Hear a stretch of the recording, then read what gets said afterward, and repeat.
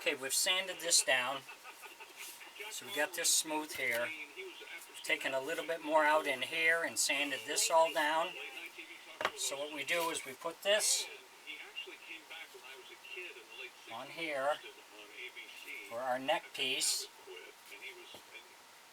and this piece, and we marked it on the inside to where we have to cut this out. So we're going to cut this piece out, and we don't want that in there. This piece we will keep, and that will get attached to this piece. So we're going to start with this. We'll get this cut out. We got to sand this off in here a little bit so it fits better. So if you enjoy my videos, please like and subscribe on my YouTube page. I'd appreciate it. If you have any questions or comments, put it in my comment section and I'll get back with you. Thanks for watching.